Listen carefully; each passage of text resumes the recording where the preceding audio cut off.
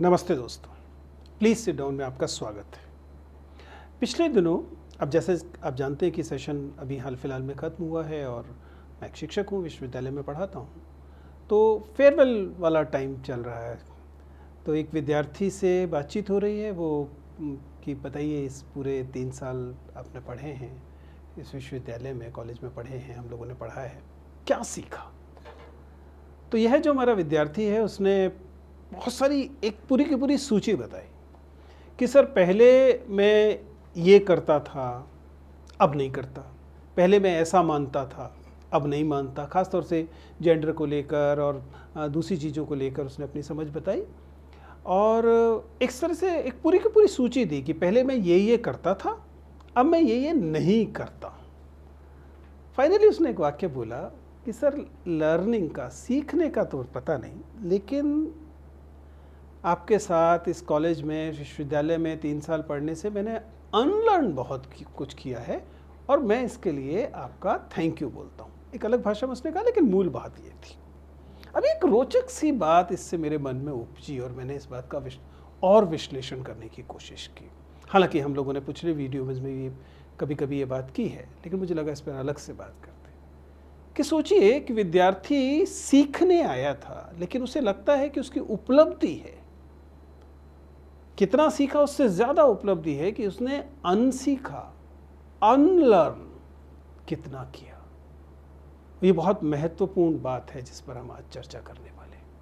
हम आज यही समझने की बात करेंगे। एक अनौपचारिक किस्म की बातचीत है, कोई क्लास नहीं है, लेकिन हम ये समझने की कोशिश करेंगे कि ज़िंदगी में हमें कहाँ कहाँ अनलर्न करना होता है, क्यों अनलर्न करना होता है, और जाहिर है कि हम ये भी सीखेंगे कि कैसे अनलर्न करना होता है। आप जरा कल्पना कीजिए, अगर एक साधारण सी बात करें, मान लीजिए कि एक सॉफ्टवेयर इंजीनियर है, उसने कभी वो डी बेस और लोटस और बेसिक लैंग्वेज सीखी थी या सी लैंग्वेज सीखी थी, और अब नई नई भाषाएं आ गई प्रोग्रामिंग की। अगर वह उन्हीं पुरानी प्रोग्रामिंग लैंग्वेज को ही पकड़कर अड़े रहे कि नहीं मैं तो इन्हीं से काम चलाऊंगा, अच्छी भाषाएं थी अपने समय में, लेकिन समय बदला है और उस हिसाब से उसे अब पुरानी भाषाओं को कई मामले में अनलर्न करना पड़ेगा, ताकि इस बात की गुंजाइश बने कि वो नई भाषाओं में ज़्यादा अभ्यस्त हो सके। वो जो पाइथन है और सी शार्प है उस पर ज़्यादा विचार कर सके, यह बात हो। तो कुल मिलाकर आज हम सीखने वाले हैं कि अनलर्निंग जो है वह इतनी महत्वपूर्ण क्यों है। जैसा मैंने पहले बताया, पहली बात, अनलर्निंग नई लर्निंग के लिए स्पेस देती है। अनलर्निंग इसलिए भी जरूरी है क्योंकि परिवर्तन, चेंज अकेली चीज है जो स्थायी है।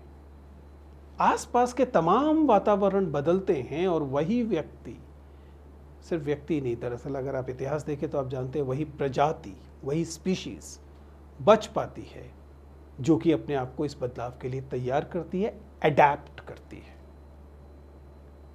जब डार्विन ने कहा सर्वाइवल ऑफ द फिटेस्ट, उसने सर्वाइवल ऑफ द स्ट्रॉन्गेस्ट नहीं कहा था, उसने कहा था फिटेस्ट। इसका मतलब है वातावरण के हिसाब से जो बदलने को तैयार हो वही बच पाता है। और ये बदलने में केवल नया सीखना शामिल नहीं है, पुराने को अनसीखा करना, अनलर्न करना भी जरूरी है। हालांकि सबसे बड़ी वजह, जैसे कि उस विद्यार्थी के मामले में जिसकी बात मैंने आपके साथ साझा की, तो सबसे बड़ी वजह है वह यह है कि हम अक्सर सीखने की प्रक्रिया में अपने वातावरण से सीखते हैं, अपने परिवार से सीखते हैं और आसपास की जो प्रैक्टिसेस होती हैं उनसे सीखते हैं। और इस सीखने में कई बार हम ऐसी चीज़ें सीखते हैं जो हमें बांधती हैं, जो हमें अंधविश्वास भरती हैं, जो हमें रूढ़ियाँ भरती हैं। और अगर हम इन अंधविश्वासों, इन रूढ़ियों को अनलर्न नहीं करेंगे तो वो हमारे व्यक्तित्व में कब्जा करके बैठी रहेंगी, हम उनसे मुक्त नहीं हो पाएंगे। बचपन में आपको बताया गया कि अंधेरे में नहीं जाना चाहिए क्योंकि वहाँ भूत होता है। ये भय जरूरी था। ये भय शायद इसलिए बताया गया कि क्या पता अंधेरे में कोई कीड़ा हो कुछ आपको काट के चला जाए, आपको नुकसान पहुँचा दे, इस वजह से शायद किया होगा। लेकिन क्या आप अंधेरे के साथ अपना ये जो डर है इसे सारी जीवन कैरी कर सकते हैं? नहीं, आपको इस डर को अनलर्न करना पड़ेगा, अनसीखा करना पड़ेगा, ताकि फिर भविष्य में आप अंधेरे से न डरें। अंधेरे का तो मैंने एक उदाहरण दिया, तमाम रूढ़ियां हैं, तमाम अंधविश्वास हैं। आप अगर सारी जिंदगी बिल्ली के रास्ता काटने से रुके रहेंगे तो आगे कब बढ़ेंगे? फिर से एक उदाहरण के तहत क्या है, लेकिन कुल मिलाकर हमें अपने विश्वास पूर्वग्रहों को अनसीखा करना सीखना ही चाहिए। ये बहुत ज़रूरी है उन्हें अनलर्न करना। ये इसलिए भी ज़रूरी है, और ये अगली बात है कि दरअसल जो हमारे अंदर की रचनात्मकता है, हमारे अंदर का इनोवेशन है, उसमें बहुत महत्वपूर्ण है कि आप अनलर्न करना सीखें। क्योंकि जो आपने एक बार सीख लिया, अगर आप उसे बदलने को तैयार नहीं हैं तो एकदम नया कभी नहीं क्रिएट कर पाएंगे, रचनात्मक नहीं हो पाएंगे, क्रिएटिव नहीं हो पाएंगे, इनोवेटिव नहीं हो पाएंगे। क्योंकि हमारी जो शुरुआती लर्निंग्स होती हैं वो उन बाउंड्रीज के साथ होती हैं जिन बाउंड्रीज को ट्रांसेंड करना, उनका अतिक्रमण करना, उन स्किल्स और नॉलेज से परे जाना जरूरी है। अगर आप अब तक की चीजों को अनलर्न नहीं करेंगे तो आप आगे नहीं बढ़ पाएंगे। इस बात को समझिए कि मान लीजिए आप एक स्किल्स के लेवल पे, नॉलेज के लेवल पे समझिए, आप बहुत अच्छे अकाउंटेंट थे, आपने वो पेंसिल से और लेजर से बहुत शानदार तरीके से रिकंसिलिएशन करना, कंसाइल करना सीख रखा है। आपकी cash book, ledger, day book, इनमें कोई गलतियां नहीं होती थी। इस काम में आपने 15 साल लगाए थे, 10 साल लगाए थे। क्या इन स्किल्स मात्र के साथ आज भी आप उतने बेहतर अकाउंटेंट हो सकते हैं? बेसिक स्किल्स बहुत जरूरी है, उसके बावजूद आपको पता होना जरूरी है कि कंसिलिएशन जरूरी है। लेकिन सच्चाई ये है कि अगर आप कंप्यूटर से ये चीजें कर रहे हैं तो सारी एंट्रीज एक जगह से दूसरी जगह जा रही है, कंसिलिएशन अपने आप वो करके दे रहा है, एरर भी बता देगा। What I am trying to say is, ये सही है कि आपने जिस समय जो कौशल सीखे थे, जो ज्ञान सीखा था, वो ज़रूरी था, लेकिन कई बार आपको उन मेथड्स को अनलर्न करना पड़ता है और नई चीज़ों को सीखना पड़ता है। सीखना ही चाहिए। और जैसा मैंने कहा कि जो लिमिटिंग, जो आपको सीमा डाल रही है चीज़, उससे भी आपको बाहर आना पड़ता है। मेरे हिसाब से अनलर्न करना कई बार लर्न करने से भी ज़्यादा महत्वपूर्ण होता है, सीखने से भी ज़्यादा महत्वपूर्ण अनसीखा करना होता है, और ये उससे ज़्यादा चुनौतीपूर्ण भी होता है। हम आगे समझेंगे कि कैसे आप इसे करें और ये क्यों इतना मुश्किल है। क्योंकि आपके पास जो प्री कंसीव्ड नोशंस हैं, बायसेस हैं, वो आपकी पर्सनल ग्रोथ को, आपकी प्रोफेशनल ग्रोथ को रोकते हैं। तो सवाल है कि आप इनसे कैसे दूर हों, कैसे इनसे बाहर आएंगे। क्योंकि ध्यान रखिएगा, कई बार ये आपके अंदर कई ऐसी आदतों को जन्म देते हैं जिन आदतों को से बाहर आना जरूरी है। तो अब तक हमने कुल मिला के बात की कि हमें अनलर्न करना चाहिए, ये जरूरी चीज है।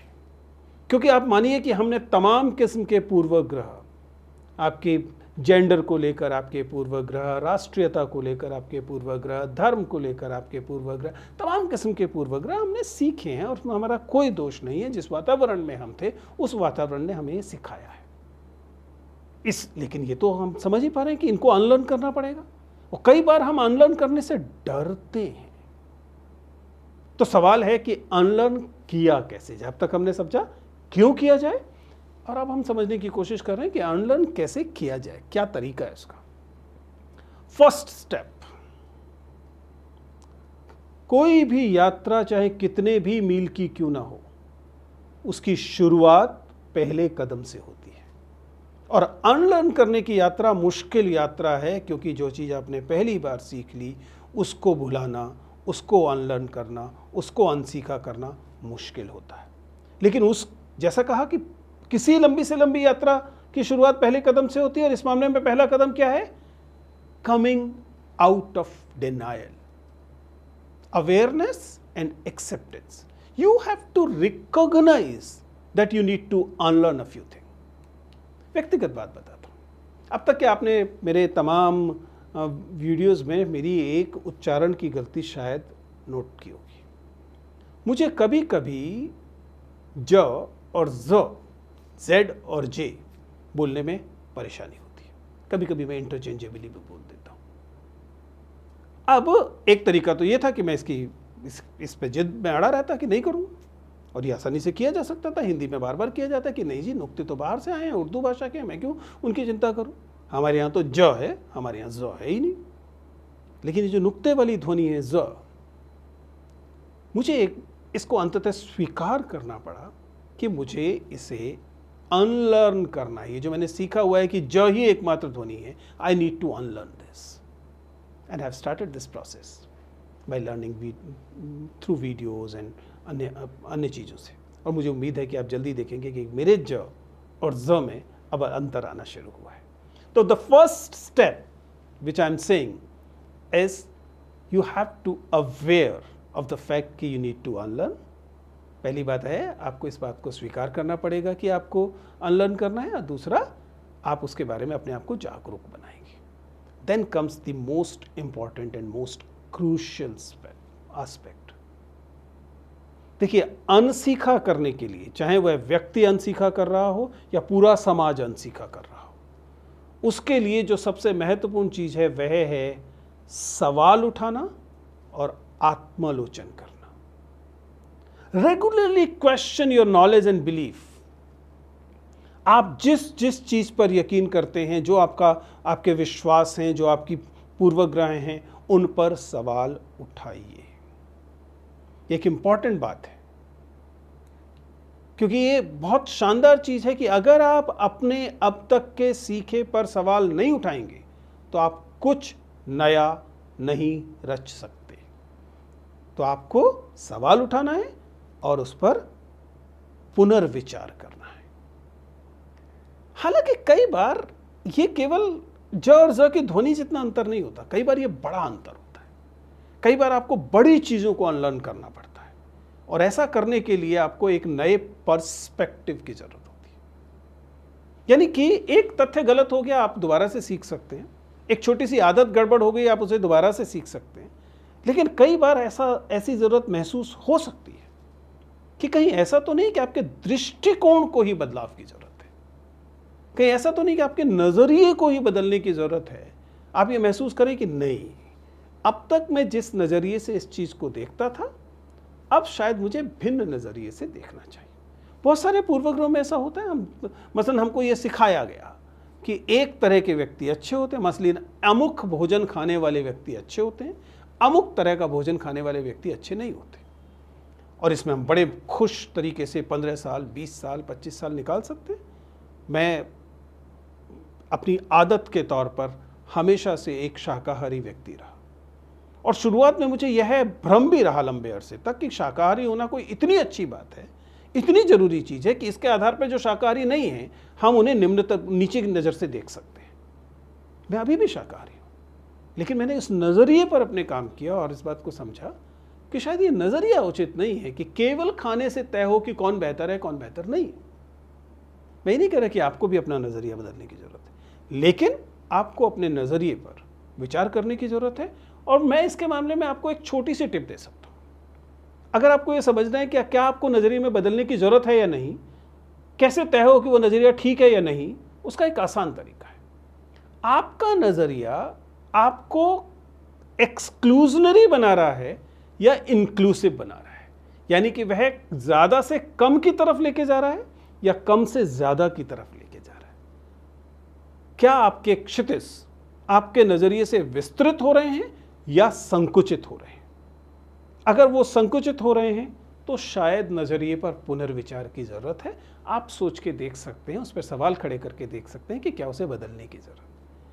यद्यपि अगर वह ब्रॉडन कर रहा है आपके हॉराइजन को, आपके क्षितिज को विस्तार दे रहा है, तो शायद उसकी ज़रूरत नहीं है। ये बात हुई पहचानने की, सवाल उठाकर खड़ा करने की, नज़रिया विकसित करने की। लेकिन यकीन मानिए ये आसान नहीं रहने वाला है, क्योंकि इसके लिए आपने सालों की कंडीशनिंग से इन चीज़ों को सीखा था। उनको अनलर्न करने के लिए भी आपको उतने ही रीइंफोर्समेंट्स की, पुनर्बलन की ज़रूरत पड़ेगी, अभ्यास की ज़रूरत पड़ेगी। इसलिए मेरा आपसे अनुरोध है कि जब आप चीज़ें पहचान लें तो आप कोशिश कीजिए कि आप उसके अनलर्न पर भी अभ्यास करें। ये ऐसे है जैसे मान लीजिए कि कोई क्रिकेटर है, उसने एक पर्टिकुलर एक्शन से सालों बॉलिंग की है और कोई कोच आके उसको समझाए कि नहीं, आपको इस एक्शन में ये गलती है, आपको अपनी टेक्निक बदलनी है और नए तकनीक से बॉलिंग करनी। अब ये पता लग जाएगा, उसकी समझ भी आ जाएगा, तब भी वह नए तकनीक से अच्छी बॉलिंग करना सीख नहीं जाएगा। उसे उसके लिए बार बार अभ्यास करना पड़ेगा, नेट्स पर घंटों बिताने पड़ेंगे, तब संभव है अपनी पुरानी टेक्निक को छोड़ पाए, भूल पाए और नई टेक्निक को सीख पाए। ये क्रिकेट पे लागू होता है, ये जिंदगी पे भी लागू होता है। कुल मिलाकर आपको इसके लिए अभ्यास करना पड़ेगा और ये कई बार कष्टकारी होता है, क्योंकि जो चीज़ हमने एक बार सीख ली उसमें हमें बड़ी सहूलियत मिलती है। तो यह वह महत्वपूर्ण चीज़ हुई कि आप कैसे अपने नज़रिए में बदलाव कर सकते हैं, जो अब तक आपने सीखा है उसे अनसीखा कर सकते हैं। क्योंकि as a teacher I know कि आपको किसी व्यक्ति को कोई चीज़ सिखाना अपेक्षाकृत आसान है, लेकिन कुछ पहले से अगर उसने सीखा हुआ है तो उसे अनसीखा करना ज़्यादा मुश्किल होता है। आपके पास एक कोरा कैनवस है, उस पर एक पेंटिंग करना रिलेटिवली आसान है, लेकिन एक पेंटिंग हो रखी है और उसको फिर से आपको एक कोरा कैनवस बनाना है और कुछ नई पेंटिंग करनी है, it will always be difficult, but then it is always important as well. जो व्यक्ति लगातार अनलर्न करना सीख पाते हैं, वे अपने आप को लगातार री इन्वेंट करते हैं, वे अपनी बार बार खोज करते हैं और एक बेहतर मनुष्य बनते हैं, सफल मनुष्य भी बनते हैं। ये इंपॉर्टेंट है। पर्सनल लेवल पे कितना जरूरी है। आपने किसी के साथ किसी रिश्ते में समय बिताया है, आपको उसकी आदत है, आपने उसके बारे में कुछ सीख लिया है, आपने अपने इमोशंस को ट्रेंड कर दिया, आपके इमोशंस ने कुछ सीख लिया है, और फिर ऐसा कुछ होता है कि आपको उस रिश्ते से परे जाना है, वो आपका प्रिय रिश्ता हो सकता है। Now you need to unlearn those emotions.